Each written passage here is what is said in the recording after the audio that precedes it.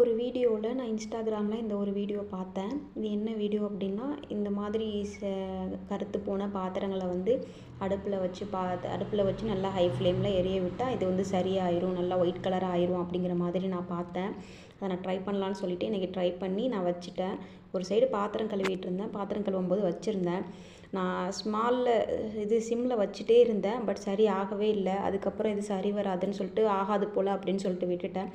Next இதை வந்து high ஃப்ளேமில் வச்சு ட்ரை பண்ணேன். ஹை ஃப்ளேமில் வச்சு ட்ரை பண்ணும்போது இது கொஞ்சம் கலர் அப்படியே சேஞ்ச் ஆக ஆரம்பிச்சிது.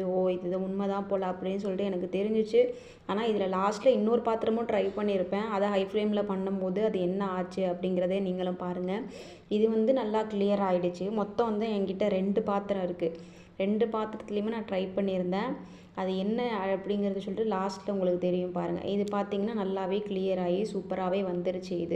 நான் உங்களுக்கு இது திரும்ப எடுத்து காமிச்சிருப்பேன் பாருங்கள். இதில் நல்லா இந்த பக்கமும் நல்லா திருப்பி ஹை ஃப்ளேமில் வச்சுக்கோங்க. சிம்மில் வச்சிங்க அப்படின்னா இது சரியாக மாட்டேங்குது. அதையும் கவனிச்சுக்கோங்க. அப்புறம் இதில் என்ன ஒரு இது இருக்குன்னா, இதில் ஹை ஃப்ளேமில் வச்சு எரிய வைக்கும்போது உங்களுக்கு உருகிற மாதிரி ஸ்மெல் ஏதோ வருது. ஆனால் அது உருகலை, அது வந்து கருகுது, அவ்வளோதான்.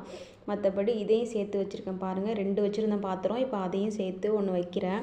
இதில் என்ன ஒன்றுன்னா, இப்படி எரிய வச்சுட்டே இருக்கும்போது இந்த சைடில் இருக்கிற இந்த மாதிரி எண்ணெயெல்லாம் ரொம்ப படிஞ்சிருந்தனால சைடில் பிடிச்சி எரிஞ்சிட்டே இருந்துச்சு.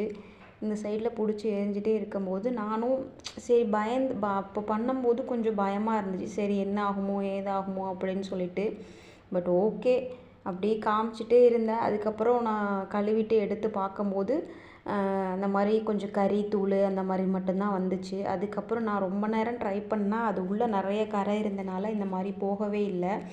சரின்னு சொல்லிட்டு ட்ரை பண்ணிகிட்டே இருந்தேன். பட் ஓகே, இப்படி பண்ணிகிட்டே இருக்கும். இந்த சைடு மட்டும் அந்த கரை மட்டும் அதிகமாக போகவே இல்லை. நான் இந்த பக்கமே உருக்கி பிடிச்சிட்டே இருந்தனால பார்த்திங்கன்னா அந்த மாதிரி காட்டிகிட்டே இருந்தனால நான் திருப்பி எடுத்து பார்க்குறேன். அந்த திருப்பி எடுத்து பார்க்கும்போது அந்த சைடு காட்டிகிட்டே இருந்தனால அந்த ஒரு காதே இல்லை.